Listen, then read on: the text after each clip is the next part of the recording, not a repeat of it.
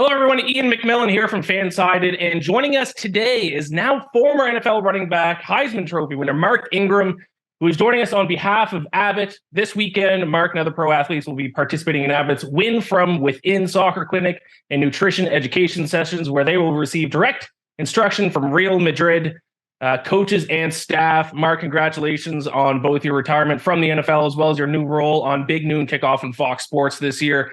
I do want to start off this interview with a question that's going to pain me a little bit, Mark, because I don't know if you've noticed yet, but I have a helmet behind me. I'm a Falcons fan. So right off the bat, like I said, it's going to pain me it's going to pain me to hear your answer here.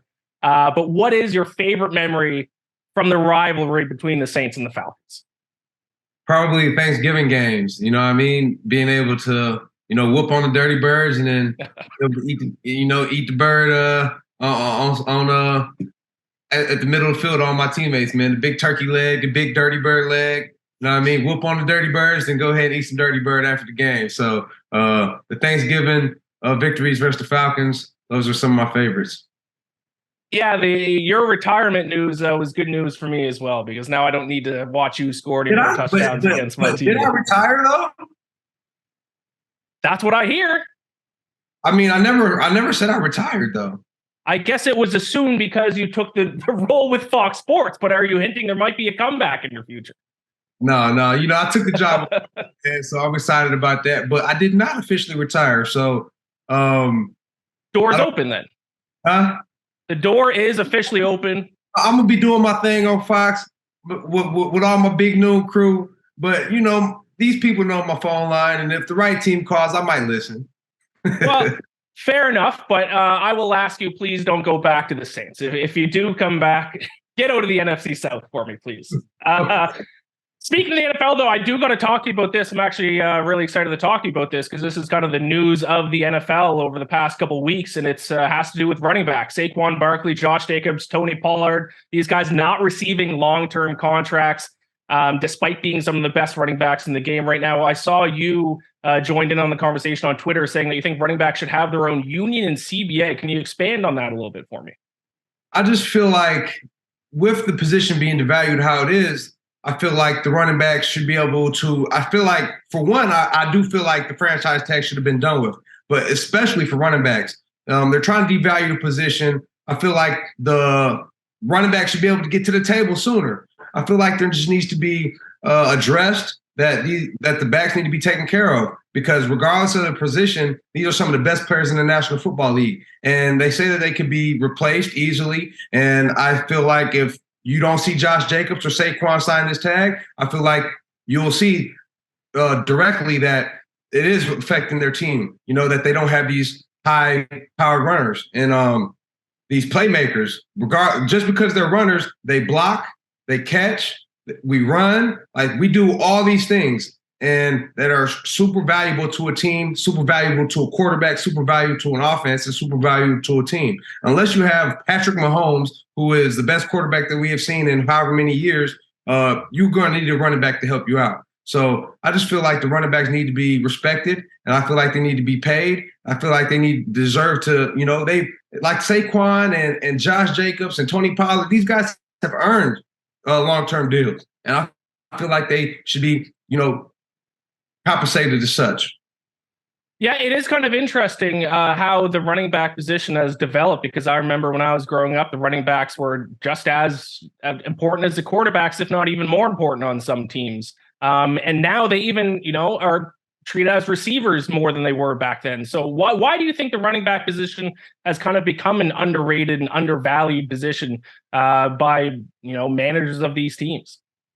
It's just simply because they don't want to pay the running back. The running back is a position where they're creating a narrative where you can replace them easily. You can replace the production, injury, short career. All these things are true. But at the same time, when you have an athlete, when you have a runner that is committing his heart, body, and soul to a team, to the organization, and he produces and he earns, he should be compensated. And it shouldn't be a capped contract or a cap number on his earnings. You know what I mean? So it's kind of just trying to be controlled, and it's highly unfortunate. But like I played 12 years. That's not the case with a lot of the runners. You know what I mean? A lot of the running backs don't make it to their second deal. So I think that there needs to be something done that addresses this and compensates the running backs fairly.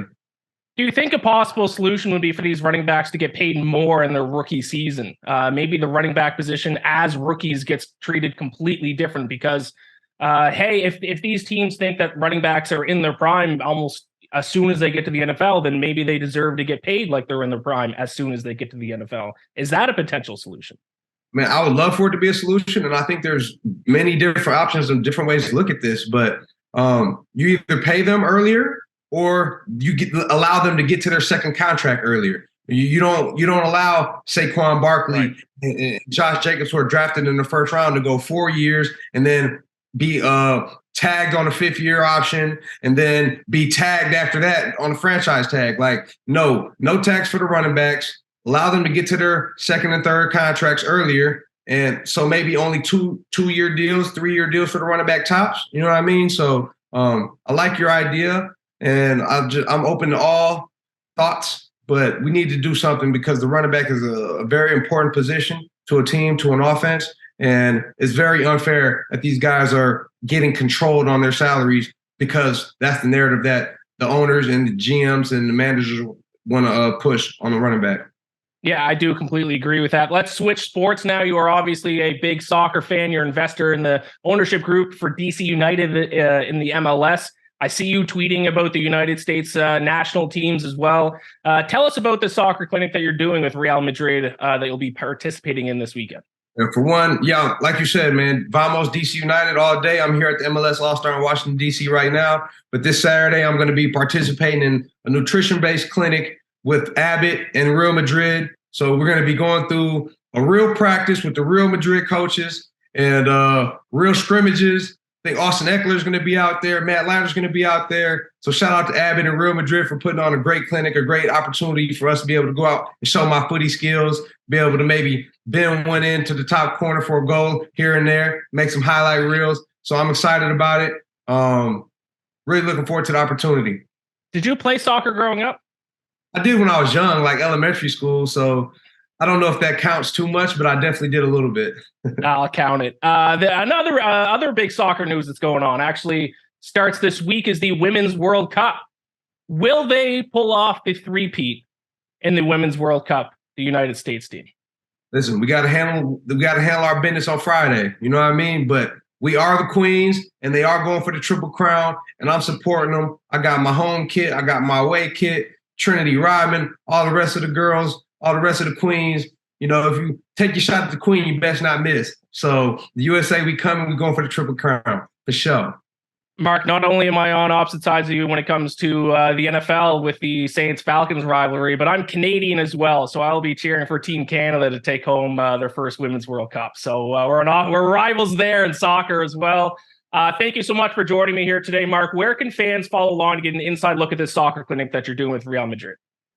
Well, you just follow any of my social channels. We're going to have the content going. I'm going to be taking videos, and we're going to be going after it, man. So just follow me on Instagram, and I'm going to make sure you guys got to look on what we're doing on Saturday.